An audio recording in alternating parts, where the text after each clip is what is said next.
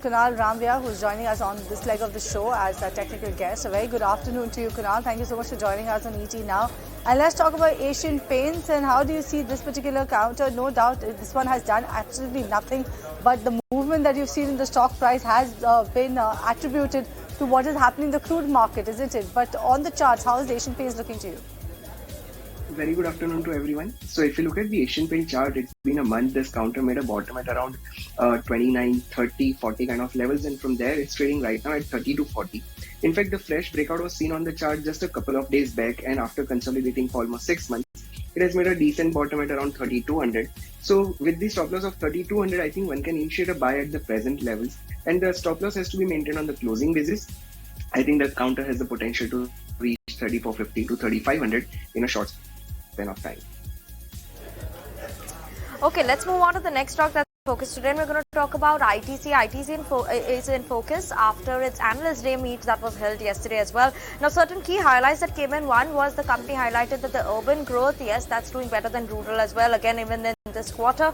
And as of now, rural, yes, signs of green shoot are seen, but not a sharp recovery that one could expect. So Q3 maybe indication comes in that, Q3 could be similar to what we saw in Q2. Subduedness could continue in rural recovery over there as well. Premiumization, yes, that's a trend that has continued, is the other highlight coming in. The company said that they will be open to M&A based on opportunities in the FMCG segment, and they'll be focusing on driving growth in the beverage, frozen food, liquid wash, and other emerging businesses as well. Management believes that 80 to 100 basis point YOY margin expansion can be expected from here on a steady basis going forward. And key focus area, like I mentioned, premiumization trend has continued. So focus area will be premiumizing in the personal care segment, as well as value-added products will be the focus in the paper pot segment. So let's keep an eye out on ITC today, trading with gains of almost 0.5% as of now. All right, let's shift focus. Let's talk about Suntech Realty, and that particular counter is in focus on back of a huge block deal that actually took place today. If you look at Suntech Realty, the stock actually saw a downtick, a sharp downtick, but from there on is actually recovered a tad bit from the day's lowest point. The counter saw a large deal worth about 336.4 crore rupees, and the floor price for the deal was set at over 3% discount to the closing price as on December 12th. Around 69 lakh shares, which represents about 4.75% equity, changed hands via block deal today. The buyers and the sellers of the deal are yet to be known, but post that 4.7% block deal, we saw the stock actually take a knock in excess of 4.5% that we are actually seeing currently on your screen. Okay, that is Suntech Realty for you. Let's move on and talk about SBI Cards on the charts then. And Kunal, seems like this one has seen a correction in the last 6 months as well. SBI Cards is down almost 19%. So is it a good time to start entering SBI Cards now, or maybe further more downside is expected? Perfectly, as rightly mentioned by you, I think this counter has shown us the correction of almost 21%. From the extreme highs of around 920, this counter made a low at around 710.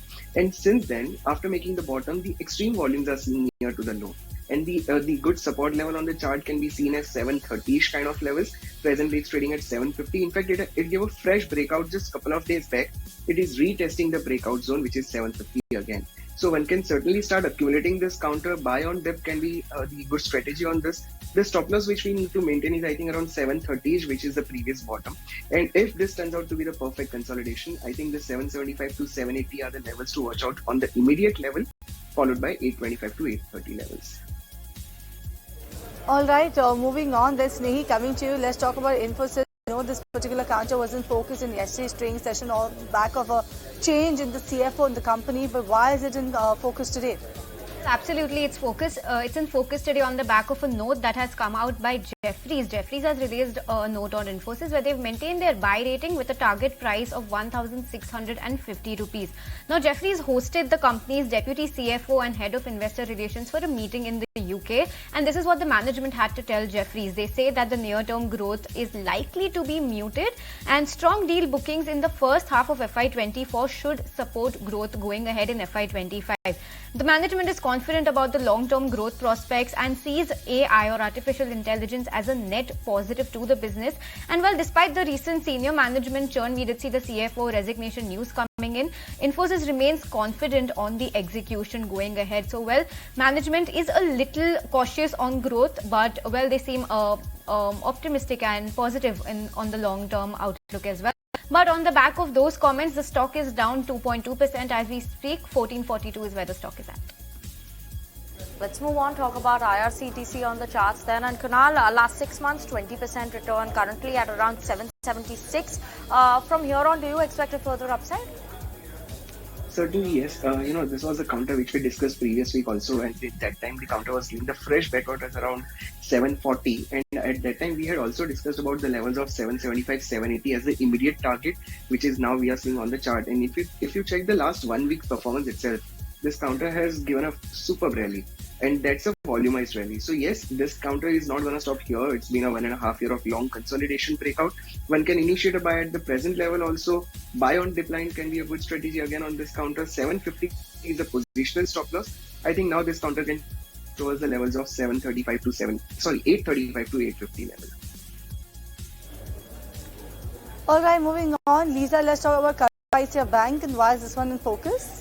Right, so Karur Vysya Bank is in focus, and that is on the back of a bulk deal. So the bulk deal is related to SBI Mutual Fund. They bought 1.5% stake in Karur Vysya Bank, and according to the bulk deal data available with the exchanges, they purchased 1.2 crore equity shares via open market transactions, and the shares were picked at an average price of around 162 a piece. Well, remember that way back in early November, the Reserve Bank of India, they had given approval to SBI Mutual Fund, and this was for acquiring an aggregate holding of 9.9% share in the bank. So yes, on the back of this, Karur Vysya,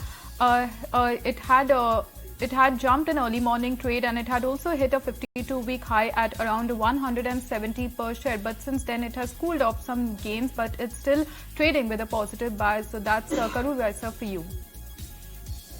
Okay, let's keep an eye on that. Let's move on and talk about Axis Bank, because that one is in focus. And yes, earlier we did have reports coming in that Axis Bank, Bain Capital will actually sell 1.1% stake in the company, and that will be via a block deal. We have seen a block deal that happened in early morning trade as well today for Axis Bank. The floor price was at around 1,109 rupees, which is the deal size of around 3,700 crore rupees. So yes, obviously we'll be waiting out for the names of the buyers that will come in furthermore, and obviously the seller's name as a confirmation will be something we'll watch out for. But Bain Capital was a likely seller is what we have understood as well. 1.1% change of hands of equity, and they have likely sold the stake in the company. So Axis Bank today is down almost 1.28%, trading at the day's lowest point as of now, Sharon. All right, moving on then, that is Axis Bank for you. That is in focus in today's trading session. But let's talk about Glenmark Pharma. Kunal, and how is this one looking on the charts? So certainly this counter is not a momentum counter. It's been almost 6 months of sideways consolidation. If you look at last 7 days, the counter is consolidating between 800 to 825 kind of levels. And again, this counter is looking very attractive from the position point of view. One can certainly buy at the present level, maintain the stop loss of around 785. And if the momentum emerges, which is about 830-ish, 840 level, I think we can expect the levels of 900 to 925 to come on charts very soon. All right, so that's the take coming in on Glenmark Pharma, and that is Kunal's view on that particular counter. Absolutely, and on that note, let's just slip into a very short break, and after the break, we'll be continuing with the stocks journey.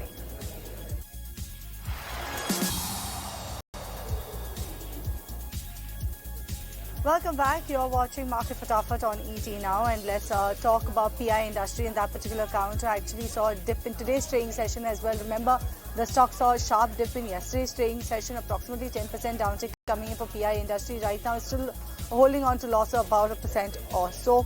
You have various brokerages that have come out with their note on Nuvama, on PI industries. One such brokerage is Nuvama, which is saying that this particular development is a big overhang on the stock. They're saying the company's largest customer of that particular molecule, which is Kumai Chemicals, recent profit warning is also negative for the company. They are also saying that that particular molecule contributes approximately 56% of the export revenue in 23 and 60% in H1 for the company. So they're seeing the particular development that has transpired yesterday as a negative for the company, overhang for the stock. But we spoke to the management of PI Industry, who sounded pretty much optimistic, tried to allay all of investor concerns, saying that they are on track to achieve the growth guidance that they have spelled out for FY24 as well as the year ahead. What else did the management say in this exclusive interaction with ET Now? Find out. We have clear visibility of sustaining this growth momentum. And this comes from our diversified portfolio, both in export and in domestic business, and the other strategic initiatives that we are taking. In some of the markets where generalization happens, obviously some pricing impact comes, but that is more towards the marketing margin aspect of the lead player in those markets, okay? But at the same time, the development spend also gets optimized. So at the market leader's place, whether it dramatically impacts margins, I'm not too sure, because while on one side optimization or reduction of price happens, but at the same time volumes go up because the overall market goes up. Okay, that was the management of PI Industries. But let's move on and talk about the pharma pack and Snehi. Pharma stocks, all of them in focus after the Jeffries note. Pharma is in focus on the back of that Jeffries note, and well, Jeffries met with more than 20 plus healthcare companies, and here are the key takeaways from that meet. They say that the pricing environment in the US will remain benign in the near term, and also when it comes to India, they say that the India pharma market growth will be in the 8 to 12% range with benign raw material cost environment in place. So that's a key positive coming in on the pharma sector. They also say that hospitals seem to remain excited about the bed expansion, and Jeffries is expecting no regulatory challenges in the near term. And lastly, they see upside risk to their FY25 updates for the likes of Medanta, JB Pharma, Zydus and Lupin, and they see downside risk to Cipla as well as Loris. On the back of that, you've got the entire pharma pack in focus doing pretty well as we speak.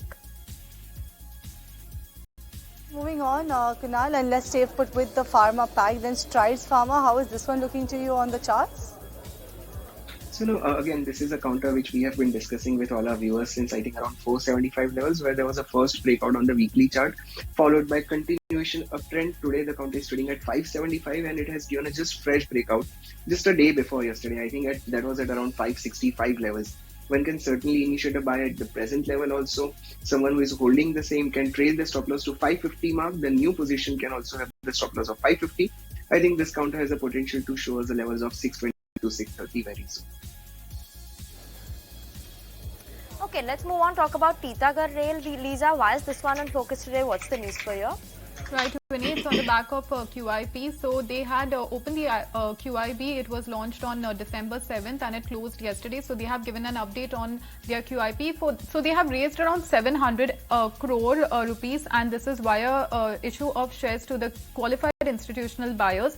For this, they have issued around 75 lakh shares to buyers at around 933 per equity share, and this aggregates to around 700 crore. 933 per equity share, that was at 4% discount to the floor price. And talking about the list of allottees, it was the marquee names. It included names such as Government Pension Fund, Small Cap World Fund, which holds around 8% of the stake, ICICI Prudential Life Insurance, Franklin India, as well as Two Capital. So that is why Titagarh Rail is surging in trade today. It's up around 1.5% almost, and it's trading near its day's high as we speak. Moving on, let's talk about Indigo, and that particular counter is in focus in today's trading session. Various reports saying that the government has actually given a nod for the aircraft lease extension. On back of that particular development, we saw the stock actually pretty perked up in trade today. 1.6% uptick coming in for Indigo, and also very crucial to note is that this is the 12th consecutive session that the stock is seeing an up move. Remember, in the aviation market, at least domestic aviation market, Indigo is ruling the charts in that particular front when it comes to the passenger share as well as the load factor as well. So Indigo, a lot of things working in favor of this particular counter. 12% uptick coming in for Indigo, or rather, sorry, 12th day of gains coming in for Indigo, and the stock is staying higher by 1.5%.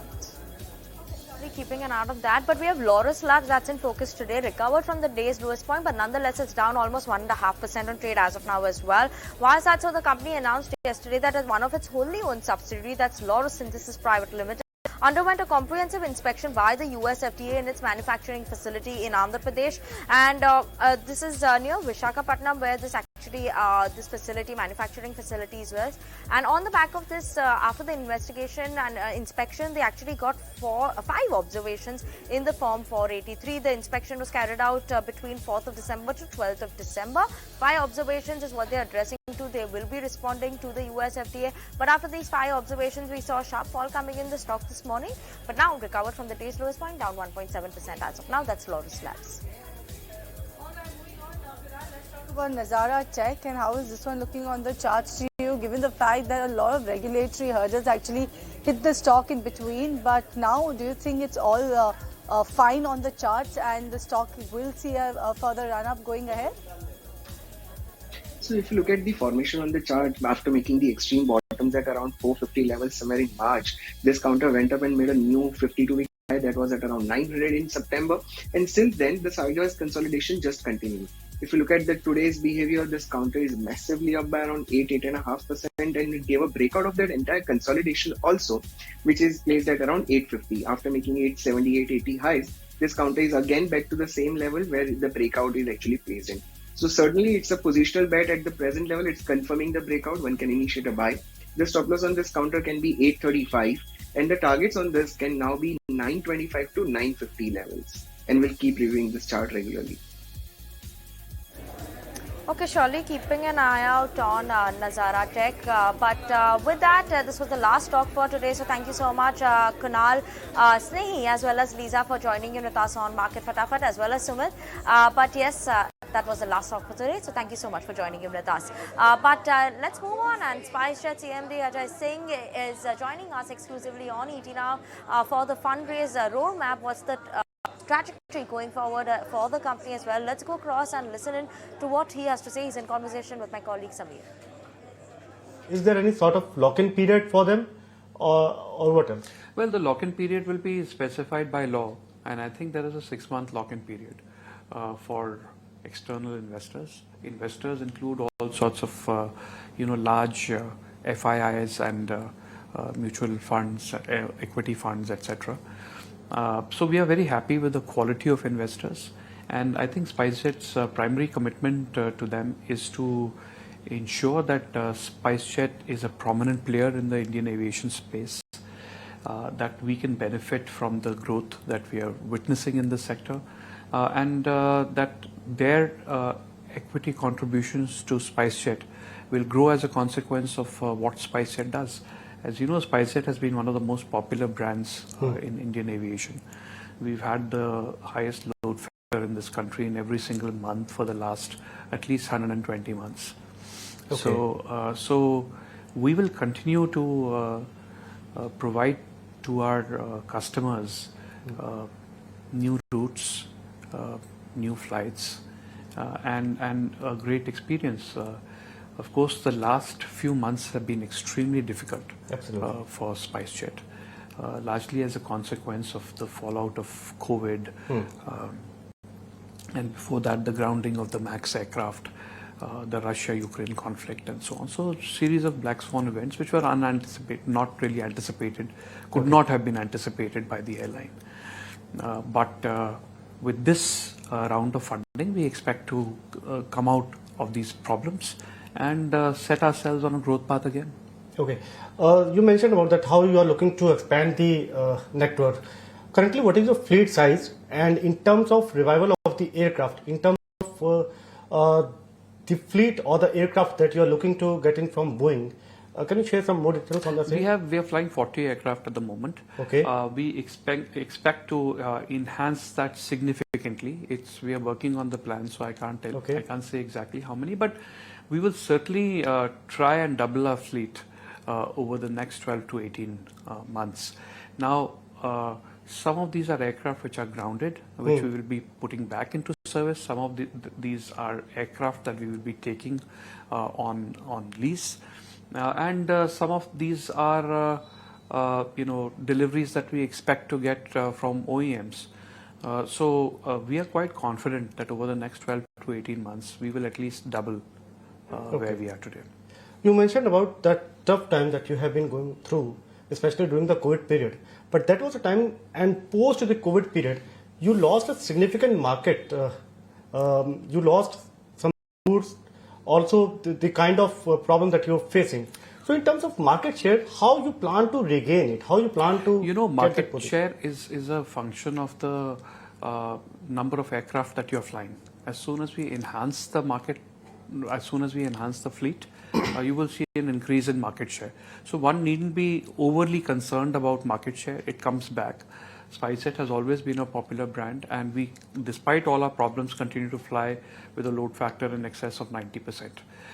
We do have to pay significantly higher attention, of course, to our on-time performance, our delivery of product, and this funding gives us the space to refocus on all those issues as well. But we continue to fly in excess of 90%. So I think that as we add aircraft, or should I say re-add aircraft into our fleet, I think we will be able to address all these issues.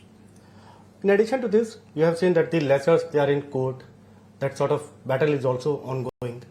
5 lessors, they have approached court. So how you are trying to find a midway, or how you are trying to resolve it? Well, we always find solutions with our partners. Much as you say that some lessors are in court, we have found solutions with a large number of them. And again, this capital will give us the ability to find solutions with the rest of them. If you remember, we've gone through this cycle once before. In 2015, when I had just taken over the airline, there were a very large number of lessors that were in court, a large number of aircraft that had been taken back by them, and a mountain of debt that the company was facing. And over the next 2 or 3 years, we cleared all that out. The lessors that were in court actually came back to do more business with us and gave us more aircraft. And all dues were amicably settled.